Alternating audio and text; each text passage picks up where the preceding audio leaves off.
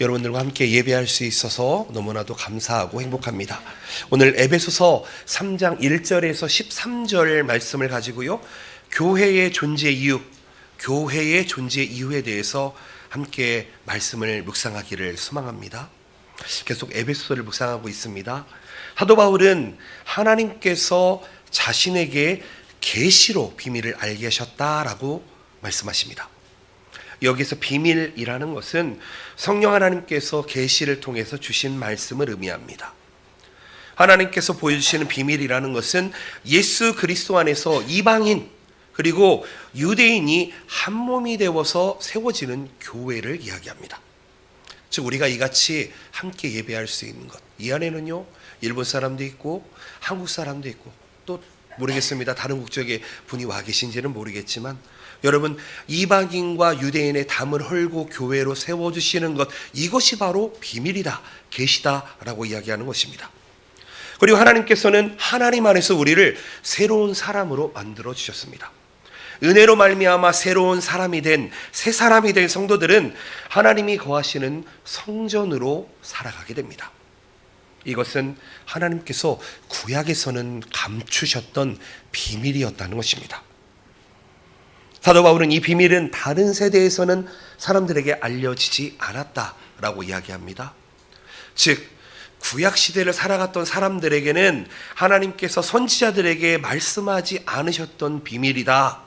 그러나 이제는 하나님께서 사도들과 선지자들에게 성령의 계시로 알게 하신다, 이렇게 말씀하십니다.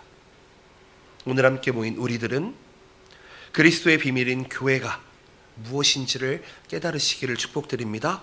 그리고 하나님의 뜻을 발견하셨으면 좋겠습니다.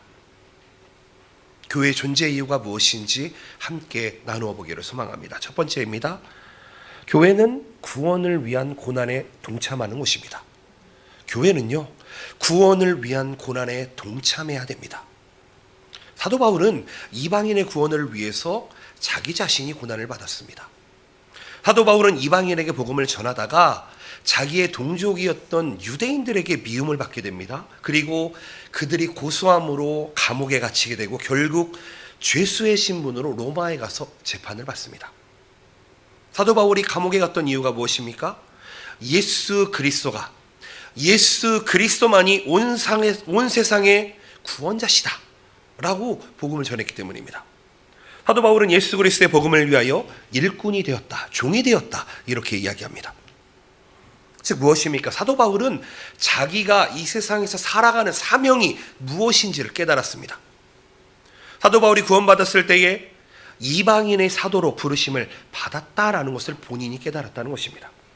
그래서 구원받은 후에 아라비아 광야에 가서 3년간 예수 그리스도로부터 말씀을 배웁니다. 그리스도 그가 사역의 현장에 나타나서 담대히 하나님의 말씀을 전할 수가 있었다는 것입니다. 특별히 사도 바울은 이방인들에게 보내심을 받은 사도로서 그리스도의 풍성한 은혜를 이방인에게 전하는 사명을 가지고 살았습니다. 여러분, 예수 그리스도를 믿게 되면 사명이 주어지게 됩니다. 각자에게 다른 사명이 주어집니다. 사도 바울은 복음을 전할 때에 자신이 가지고 있던 사상, 자신이 가지고 있던 철학, 그것을 전파한 것이 아닙니다. 하나님께서 독생자로 이 땅에 오셔서 우리 죄를 용서하기 위해서 십자가에서 죽으시고 부활하신 예수 그리스도의 사역만을 전했다는 것입니다. 사도 바울은 고린도 교회를 향해서도 자신은 십자가에 못 박히신 그리스도만을 전한다라고 고백을 합니다. 사도 바울은 십자가에 못 박히신 그리스도를 전하는 것이 그의 사역의 핵심이었습니다. 왜냐하면 이방인이나 유대인에게는 이 예수 그리스도는 꺼리끼고 미련한 것으로 보였을 것입니다. 그러나 구원받은 사도 바울에게는, 구원받은 우리들에게는 하나님의 구원하시는 능력과 지혜가 되기 때문입니다. 사도 바울은요, 하나님의 일꾼으로 부르심을 받아서 복음을 전하는 것을 영광으로 여겼습니다. 사도 바울은 자신이 모든 성도보다도 작은 자로서 부족한 자다라고 고백합니다. 하나님이 자신을 불러서 복음을 전하는 자로 세우신 것을 하나님의 은혜다라고 고백하고 있습니다. 여러분, 원래 사도 바울의 원래 이름은 사울이었습니다. 사울이요.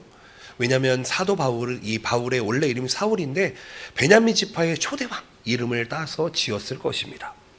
그런데 이게 그리스식 이름으로 이름을 지었는데 그것이 바로 바울이라는 이름입니다. 바울이라는 이름의 뜻이 무엇입니까? 그것은 작은 자다라는 뜻을 가지고 있습니다. 아마도 사도 바울은 이 체격이 왜소했을 수도 있습니다. 사도 바울은 모든 성도 중에서 지극히 작은 자보다 큰 자가 아니라 더 작은 자다, 이렇게 이야기하고 있습니다. 진실로 자신이 성도들보다 더 작은 자임을 겸손하게 그의 이름을 통해서 알 수가 있다는 것입니다. 왜냐하면 바울은요, 예수 그리스도를 믿기 전에는 교회를 핍박하던 죄인이었기 때문입니다. 디모데 전서를 보게 되면 사도 바울은 이렇게 자기 자신을 소개합니다. 나는 죄인 중에 괴수다. 사도 바울은 자신이 전에는 진정으로 죄인 중에 최악의 죄인이었음을 고백하고 있습니다. 그리고 또 사람들에게는 자신이 바리새인으로 경건한 삶을 사는 것처럼 보였지만 그의 마음은 회칠한 무덤과 같이 부패했고 하나님을 알지 못했던 자라고 본인이 고백을 하고 있습니다. 더군다나 바울은 예수 그리스도의 교회를 파괴하는 일을 하면서 하나님을 대적했던 사람입니다. 사도 바울은 또한 고린도 교회를 향해서도 이렇게 이야기합니다. 자신은 사도 중에서도 지극히 작은 자다. 사도 바울은 하나님의 교회를 핍박했던 자로서 사도라 칭함을 받기에 합당하지 못하다라고 고백을 합니다. 그러나 그는 하나님께서 자신을 구원하셨을 뿐만 아니라 하나님께서 친히 사도로 불러주셨다고 고백을 하지요. 하나님의 크신 은혜임을 고백하고 있습니다. 그러므로 사도 바울은 하나님이 주신 은혜에 감사했기 때문에 다른 사도들보다 복음을 전달하는 사역에 더 많은 수고와 고통을 당했습니다. 사도 바울에게 임한 하나님의 은혜가 너무나도 감사했기 때문입니다. 그렇기 때문에 어떠한 시련과 고난에서도 주님께서 맡겨주신 사명을 멈출 수가 없었습니다. 에베소서를 기록할 당시 사도 바울은 어디에 있었냐면 감옥 안에 있었습니다. 사도 바울은 복음의 진보를 위해서, 복음이 전해지기 위해서 수많은 고난과 시련이라는 대가를 지불했다는 것입니다. 바울은요, 자신을 구원한 예수 그리스도의 복음을 전파하는 사명을 위해서 어떠한 대가도 거부하지 않고 달려갔습니다. 이와 같이 우리도 하나님께서 주신 복음 전도의 사명, 이 사명을 감당하는 우리가 되어야 하는 줄로 믿습니다. 여러분, 복음은 세상에서는 미련한 것으로 보여집니다. 비밀과 같습니다. 비밀이기 때문에 그 비밀을 발견하기까지는 복음 안에 감추어진 은혜를 절대 알 수가 없습니다. 그렇기 때문에 우리는 그리스도의 풍성한 영광을 전할 때 우리는 예수 그리스도의 복음을 밝히 알고 그 비밀을 깨닫게 되는 줄로 믿습니다. 여러분, 신약시대의 교회가 누구입니까? 바로 우리 한 사람 한 사람이 교회입니다. 우리들이 살아가면서 우리가 존재하는 이유가 무엇이냐? 그것은 바로 복음 전도를 위해서 내가 존재한다 라는 것을 깨달으셨으면 좋겠습니다. 그리고 복음을 전도함에 있어서, 복음을 전함에 있어서 반드시 고난이 뒤따른다, 희생이 뒤따른다, 헌신이 뒤따른다는 것을 기억하셨으면 좋겠습니다. 두 번째로 생각해 볼 수 있는 것은 교회는요, 성도의 연합을 위해서 일하는 곳입니다. 사도 바울 또한 교회 연합을 위해서 힘써 사역했습니다. 여러분, 우리 교회는 올해 들어서 100주년이 되는 교회입니다. 100년 동안 이 일본 땅을 지키며 제일한국인 또 일본인들이 함께 모여서 예배를 하고 있습니다. 그런데 사도 바울이 지금 에베소 교회에 편지를 쓰고 있는데 이 교회는 아직 세워진 지 3년밖에 되지 않은 교회입니다. 사도 바울은 계시로 받은 하나님의 비밀을 전하고 있는데요, 그 비밀이 비밀인 이유는 이전 세대에게는 사람들에게 보여주지 않았기 때문이다라고 이야기하면서 비밀을 설명합니다. 이제 하나님께서 구약시대에 감추어놨던 그 비밀을 성령님을 보내주심으로 말미암아서 그의 사도들과 선지자들을 통해서 깨닫게 해주시고 전달해 주신다는 것입니다. 그게 무엇입니까? 구약시대에 막혀 있었던 유대인과 이방인이 하나 되어서 한 몸이 되어서 교회로 세워지는 것입니다. 하나님께서 보여주신 비밀은 간단합니다. 하나 되는 것입니다. 유대인들과 함께 후사 하나님의 상속자가 되었고 함께 예수 그리스도의 몸의 지체가 된다는 것입니다. 사도 바울은 자신의 사역의 의미가 하나님 속에 감추어져 있던 비밀의 경륜을 드러내는 것이다 라고 오늘 본문에서 이야기합니다. 하나님의 비밀은 이방인과 유대인이 예수 그리스도 안에서 새로운 사람이 되고 교회가 되어 하나님께 나아가는 것이다, 이렇게 이야기하고 있습니다. 그러므로 사도 바울은 하나님 속에 감추었던 이 비밀을 전할 수밖에 없었습니다. 이 비밀은 만물을 창조하신 하나님께서 영원전부터 계획하신 하나님의 계획이었고 섭리였습니다. 하나님의 은혜를 입은 이방인과 유대인들은 이제는 더 이상 반목하지 않고 서로 사랑하고 함께 주님을 섬기는 은혜를 얻게 되었다는 것입니다. 여러분, 이 자리에서 우리가 함께하는 것 우연이 아님을 고백합니다. 아멘이십니까? 여러분, 혹 오늘 처음 오신 분이 계실지도 모르겠습니다. 그런데요, 절대로 이 자리에 예배하는 것이 우연이 아니라는 것입니다. 저는 하나님의 계획 안에서, 섭리 안에서 우리가 이렇게 하나 되어 예배할 수 있음에 얼마나 감사한지 마음이 벅찹니다. 구약에서는요, 이방인들이 빛 대신 메시아를 통해서 구원을 얻을 것을 가르치고 있습니다. 그러나 구약에서 가르치지 않은 것이 있습니다. 이방인과 유대인들이 예수 그리스도 안에서 새 사람이 되어 그리스도의 몸된 교회가 되는 것은 구약에서는 전혀 없는 개념입니다. 그것은 바로 하나님께서 보여주지 않은 비밀이었고, 일본어 성경에서는 옥극이라고 이야기하고 있습니다. 이제 하나님께서 사도들에게 그리스도의 비밀인 교회를 보여주고 계십니다. 유대인과 이방인들은 사실은 역사적으로 물과 기름같이 섞일 수가 없는 존재들이었습니다. 왜냐하면 유대인들은 이 우상을 숭배하는 이방인들을 사실을 개처럼 여기며 살았습니다. 그들은 이방인들과 식사도 하지 않고 구별된 삶을 살려고 노력했습니다. 그게 율법이었습니다. 그리고 이방인들도요, 반대로 유대인들을 미워하고 이스라엘을 침략하고 사실 많은 고통을 주었습니다. 그런데 예수 그리스도께서는 그분의 십자가의 희생으로 이방인과 유대인의 사이에 있던 담을 허무시고 하나 되게 하셨습니다. 아멘이십니까? 우리가 이렇게 예배할 수 있는 이유가 거기에 있습니다. 그리스도께서는 유대인과 이방인을 새로운 사람으로 거듭나게 하심으로 이제는 그 두 사람이 하나가 되어 하나님께 나아가게 하셨습니다. 여러분, 우리가 구원받을 때에 두 가지 역사가 일어납니다. 두 가지 연합이 일어납니다. 그것이 무엇입니까? 첫 번째로는 예수 그리스도와 연합하는 것입니다. 예수 그리스도와 합하는 것입니다. 두 번째로는 성도들끼리의 영적인 연합이 일어난다는 것입니다. 그러므로 우리는 구원받음으로 교회의 머리 되시는 예수 그리스도와 연합을 이루고 성도와 영적인 연합을 이루어서 그리스도와 교회의 지체가 되었다는 것입니다. 우리는 이제 예수 그리스도와의 연합으로 그리스도와 교제할 수 있습니다. 그리고 성도들 간의 연합으로 영적인 교제를 할 수가 있습니다. 우리 교회의 본질이 예수 그리스도의 몸이라는 사실을 우리는 인식하면서 살아가야 됩니다. 어떤 분은 왼쪽 엄지손가락의 일을 감당하는 사람이 있는가 하면, 어떤 사람은요, 발의 새끼발가락 같은 일을 감당하는 사람도 있습니다. 여러분, 근데요, 발가락이 하나 아프면 얼마나 불편한지 아십니까? 제가 요즘 이 엄지발가락이 아파서 한 일주일 동안 쩔뚝거리고 다니고 있습니다. 발가락이 하나 아프니까 걷지를 못합니다.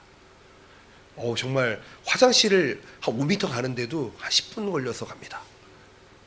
여러분, 교회는 그런 곳입니다.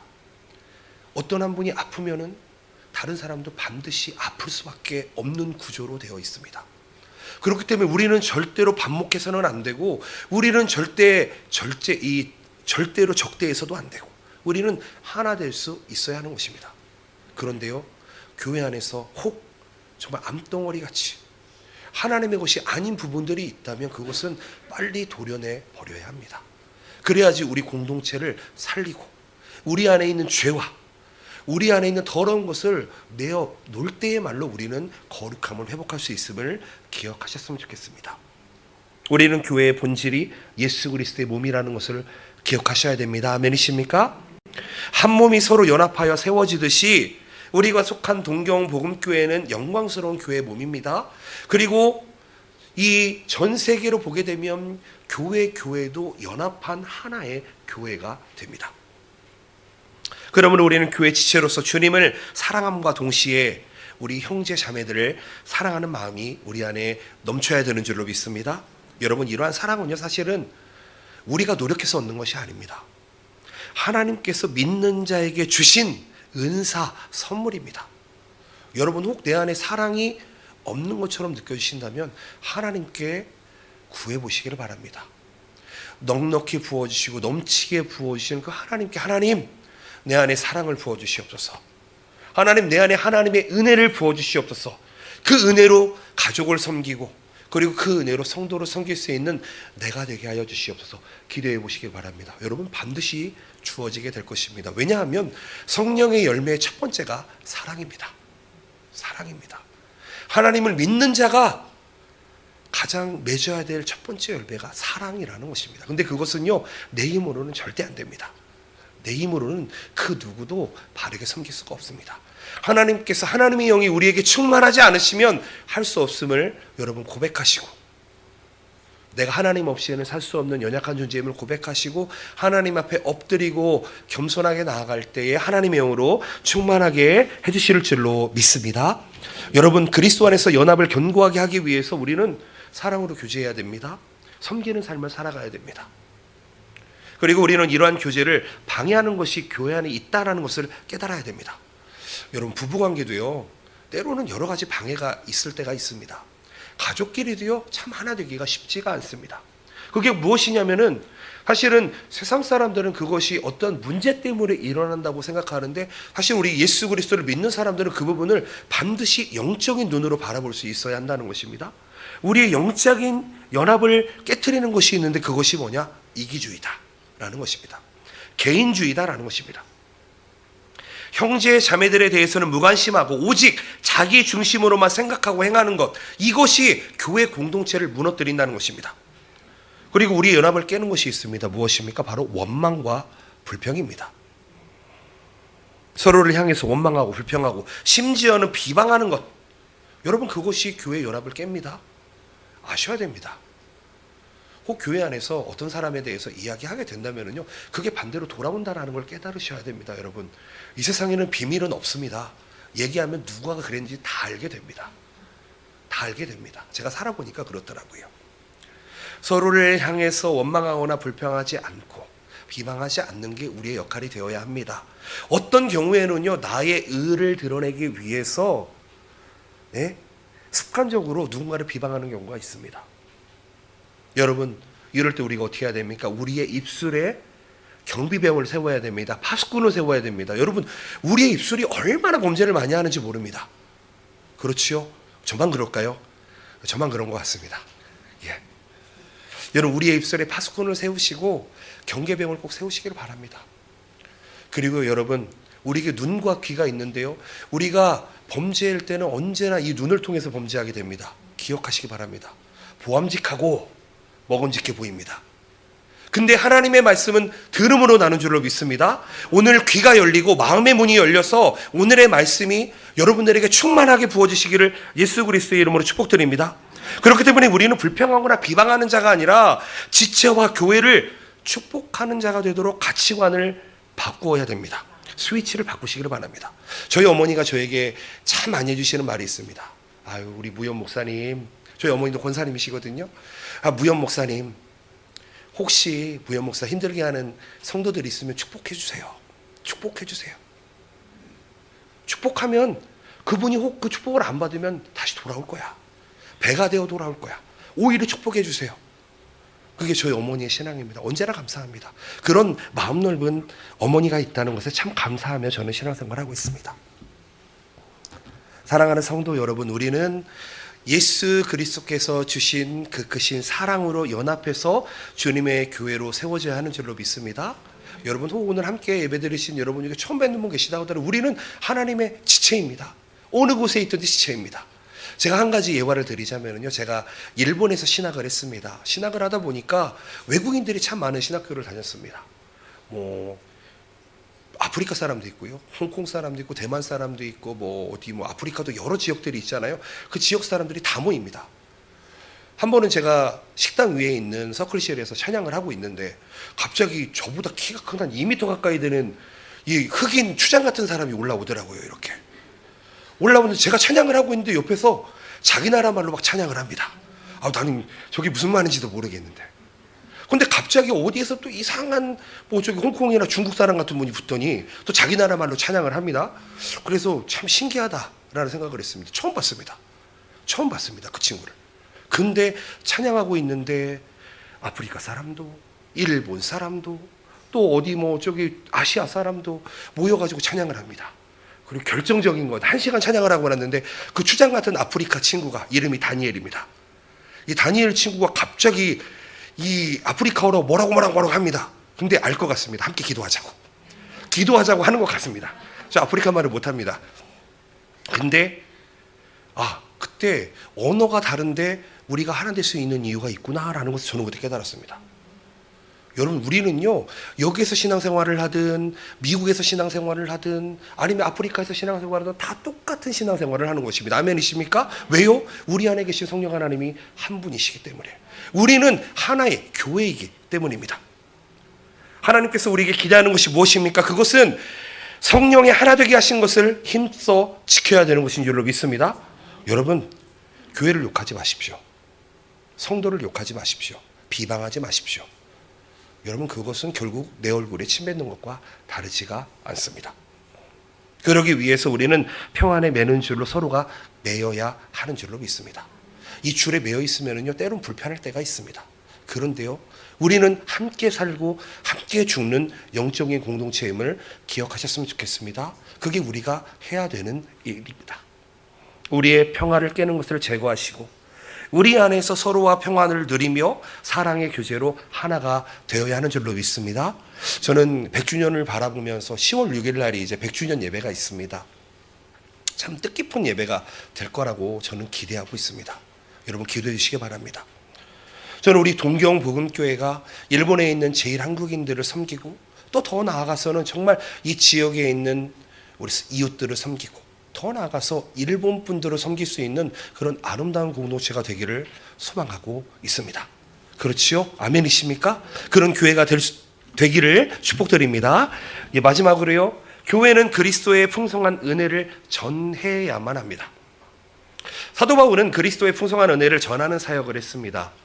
예수 그리스도께서 주시는 은혜는 측량할 수 없는 하나님의 풍성한 은혜였습니다. 사도 바울은 오늘 본문 8절 말씀에서 측량할 수 없는 그리스도의 풍성함, 이것을 이방인에게 전한다라고 이야기합니다. 여러분, 우리가 우주의 크기를 측량할 수 없듯이 우리는 하나님의 사랑을 측량할 수가 없습니다.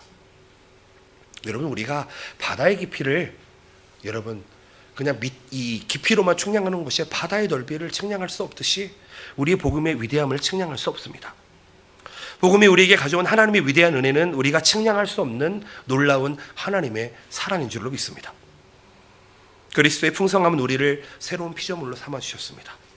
예수 그리스도를 영접하는 순간 우리를 예수 그리스도와 연합된 새로운 피조물로 만들어 주셨다는 것입니다. 우리를 그리스도와 같이 새로운 몸이 되게 하실 하나님의 계획 가운데 이것이 영원전부터 이루어졌다는 것입니다. 그리스도의 풍성한 은혜에는 구원받은 성도들이 그리스도의 몸인 교회에서 서로 교제하며 성전으로 세워가는 은혜가 포함되어 있습니다.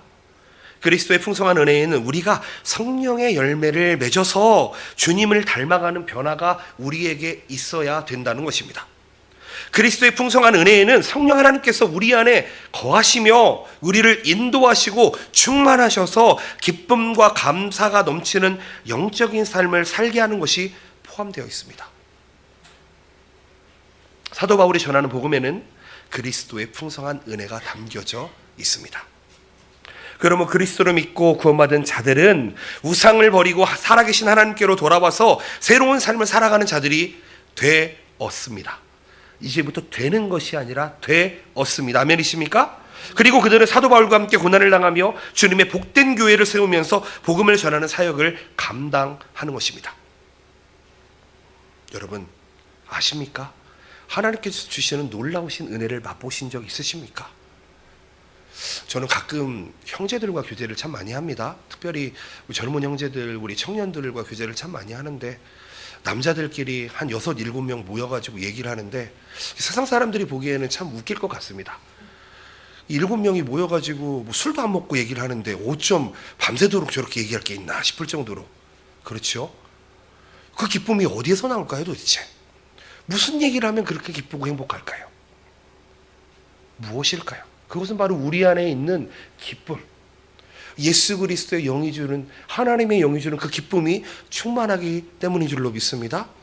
여러분 모여가지고 세상 얘기 안 합니다. 교회 얘기합니다. 신앙 얘기합니다. 근데요, 밤새도록 얘기해도 그 즐거움이 떠나질 않습니다. 집에 가려고 해도 조금만 더 그럴 때가 참 많이 있습니다. 여러분, 하나님께서는 신약시대에 이 교회가 중심이 되게 하셨습니다. 여러분, 이게 정말 큰 비밀입니다. 기억하시길 바랍니다. 구약시대에는 하나님께서 성전에 역사하셨습니다. 그런데 신약시대에서는 하나님께서 교회를 통해서 일하신다는 것을 기억해야 됩니다. 구약시대에는요, 하나님이 거하시는 성전도 있었는데 반대로요, 우상을 섬기는 성전들도 있었습니다. 여러분, 우리가 살아가는 이 시대 또한 예수 그리스도의 복음으로 세워지지 않는 거짓된 교회가 있다는 것을 기억해야 됩니다. 특별히 이 기독교 이단들이 얼마나 많은지 모릅니다. 여러분, 진짜 신기하게도요, 한국에는 이 자기가 재림 예수라고 이야기하는 사람들이 꽤 많은 걸로 알고 있습니다. 그렇죠. 얼마 전에 넷플릭스에서 나는 신이다 라는 프로그램도 있었는데, 자, 그거 보면 참 어이가 없을 정도로 생각될 때가 참 많이 있습니다. 그런데요, 참 감사할 것은 하나님께서 그런 것에 미혹되지 아니하고 이렇게 하나님의 말씀 앞에 나오게 하시는 은혜가 얼마나 감사한지를 깨달으셨으면 좋겠습니다. 여러분, 이 자리에 함께 하시는 것이 축복이고 충만한 줄로 믿습니다. 여러분, 하나님께서는 교회를 통해서 하나님의 섭리를 이루어 나가십니다. 여러분, 우리가 하나님의 대표임을 기억해야 됩니다. 하나님의 섭리가 우리 교회, 여러분 교회당이 아닙니다. 이 교회당이 아니에요. 우리 한 사람 한 사람이 교회입니다. 아멘이십니까? 왜요? 우리 안에 하나님의 영에 거하기 때문에. 하나님께서는 교회에게 복음을 맡겨주셨습니다. 우리 교회 이름이 동경 복음교회입니다. 동경에서 복음을 전하는 교회라는 뜻이지요. 교회가 복음의 진리를 지킬 뿐 아니라 진리의 복음을 전할 수 있도록 하신 것이 하나님의 사명인 줄로 믿습니다. 그리고 하나님께서는 구원받은 하나님의 자녀들이 흩어지지 않고 영적으로 연합한 교회를 세워나가게 하셨습니다. 여러분, 오해하지 않으시기를 바랍니다. 우리는 흩어지는 교회로, 그리고 또 모이는 교회로 있어야만 합니다. 무엇입니까? 이런 공적 예배로 모여서 반드시 에클레시아 예배를 드려야 됩니다. 하나님께 워십, 하나님을 예배해야 됩니다. 그리고 성도들끼리의 마지와리가 있어야 됩니다. 교제가 있어야 됩니다. 코이노니아가 있어야 됩니다. 그리고 더 나아가서는 우리가 살아가고 있는 현장에서 예수 그리스도의 향기를 전해야 되는 줄로 믿습니다. 저는 바라옵고 나옵기는 하나님께서 우리 동경복음교회를 이 시간에 함께 예배드리시는 여러분들을 가장 사랑하시고 귀하게 여기는 시간 되시기를 축복드립니다. 그리고 우리도 또한 하나님을 깊이 사랑하고 경외하고 하나님을 두려워하고 공경할 줄 아는 모든 성도 될 수 있으시기를, 교회를 사랑하고 세워나갈 수 있으시기를 축복드립니다. 말씀을 정리하기를 소망합니다. 여러분, 우리는 이미 예수 그리스도를 믿는 순간 새로운 피조물이 되었습니다. 아멘이십니까? 여러분, 우리의 영적인 집이 무엇입니까? 바로 교회입니다. 그러므로 우리는 교회와 영적으로 연합하고 함께 세워가기를 힘써야 되는 줄로 믿습니다. 또 우리 교회는 연합하기 위하여 이 공적 예배에 힘써야 되는 줄로 믿습니다. 여러분, 이 공적 예배가 얼마나 힘이 있는지 여러분 깨달으셔야 됩니다. 이 메시지를 잊지 마시고 꼭 한 주간 묵상해 보시기를 바랍니다. 그리고 저는 2월 달에 이 중보기도를 세워나가기로 소망합니다. 우리 교회 정말 우리 성도들을 위해서, 우리 가족들을 위해서, 우리 형제 자매를 위해서, 우리 자녀들을 위해서 눈물로 기도할 수 있는 중보기도가 세워지기를 소망하고 있습니다. 그리고 우리 교회는요, 이제부터 기도회, 또 말씀 공부를 통해서 우리는 단단하게 세워져 나갈 것입니다. 하나님의 말씀을 배우고 나누는 삶, 그것이 교회의 역할인 줄로 믿습니다. 여러분, 단지 주일만 참석하는 썬데이 크리스찬의 삶을 살아가지 말아야 한다는 것입니다. 하나님께서는 하나님의 교회를 통해서 예수 그리스도를 믿고 하나님의 자녀된 우리들에게 필요한 영적인 필요를 공급해 주시는 분이십니다. 여호와 이레라는 말이 있습니다. 하나님께서 준비하시고 공급한다는 뜻이 있습니다. 저는 이 단어를 일본에 와서, 일본에 보면 인터넷을 신청하면 프로바이더라는 것을 같이 신청을 해야 되거든요. 프로바이더라는 건 무엇입니까? 공급자라는 뜻입니다. 하나님이 우리의 공급자다. 아멘이십니까? 하나님과 연결되어 있으면 하나님의 공급을 받을 수 있다는 것입니다. 바라고 나오기는 우리가 신앙생활하면서 서로 사랑하시기를 바랍니다. 섬기시기를 바랍니다. 존중하시기를 바랍니다. 헌신하고 순종하시기를 바랍니다. 왜 그러냐면 그것을 통해서 우리의 삶이, 우리의 마음이, 우리의 혼이 더욱더 풍성하고 넉넉하게 될 것이기 때문입니다. 바라고 나오기는 오늘 이 시간에 함께 예배하는 성도님들이 예수 그리스도의 교회로서, 예수 그리스도의 몸으로서, 아름다운 성도로서 또 이번 한 주간 살아가시기를 예수 그리스도의 이름으로 축복드립니다. 아멘. 기도하시겠습니다. 오늘 말씀을 기억하시면서 한번 하나님 앞에 깨달아진 것 있다면 한번 하나님께 드려보시기를 바랍니다. 하나님, 이렇게 살아보겠습니다. 오늘 배웠던 교회의 모습으로 살아가게 하여 주시옵소서. 한번 생각하신 대로 기도해 보겠습니다. 할렐루야. 살아계신 주님, 주님의 은혜와 사랑을 감사를 드립니다. 하나님, 우리가 교회로서, 하나님의 교회로서 살아가기를 소망합니다. 오 주님, 하나님, 이 교회를 위해서, 예배를 위해서 우리를 사용하여 주시옵소서. 죽음 줬다 맞지 못하고 현재인이나 장래인이나 전사나 권세자나 그 모든 것도 방해할 수 없는 우리가 넉넉히 이겨내는 성도로서 살아갈 수 있도록 주님 인도하여 주시옵소서. 하나님, 우리 마음속에 주신 예수 그리스도의 보혈, 그 십자가를 붙들고 살아가기를 소망합니다. 하나님, 우리 성도들을 붙들어 주시옵소서. 아멘.